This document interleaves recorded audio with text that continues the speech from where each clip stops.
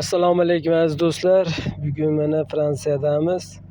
Fransiyadagi uzumchilik, uzum bog'lari to'g'risida ozgina video reportaj qilganmiz va buni sizlarga mana ko'rsatib o'tamiz. Fransiyada xaritada Sputnik orqali Google'da ko'ryapmiz, qayerda joylashgan bu bog'imiz.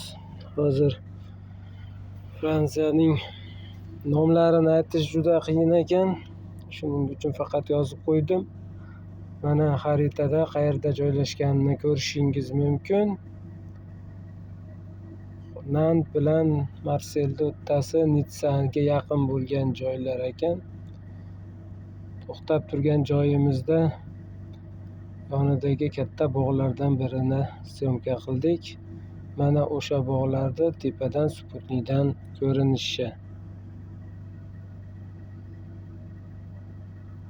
Shu joydan turib syomka qildik. Mana bog'larni Google'da ko'rinishi.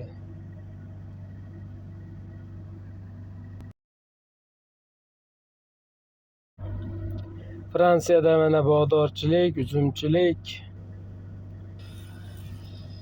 juda ham oddiy,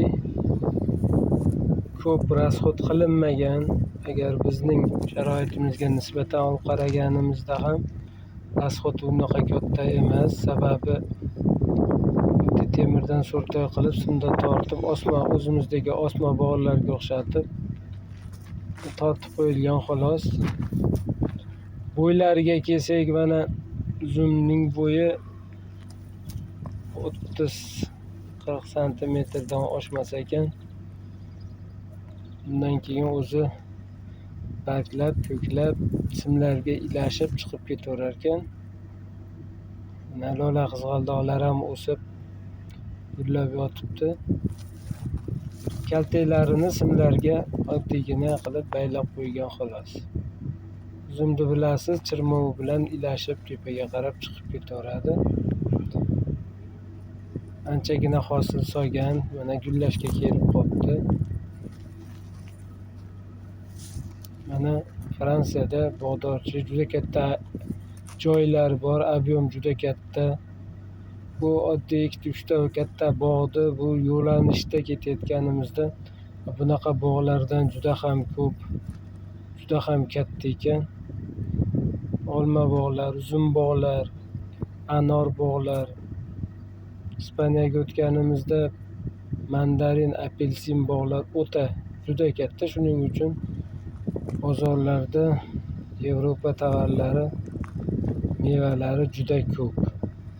Chunki bularda yer mo'l ko'lagan, adirlikdan iborat bog'larni tashkil qilib qo'yib bemalol daromad olishar ekan. Mana umumiy ko'rinishi.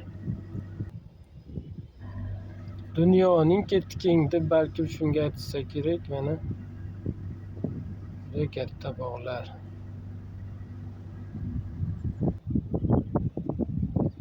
Keyingi videolarimizda uzumlarning rivoji va hosili haqida yana videolar tayyorlaymiz. Siz azizlardan bizni qo'llab-quvvatlab, kommentariyada o'z fikrlaringizni bildirishingizni va kanalimizga a'zo bo'lib qo'yishingizni so'raymiz.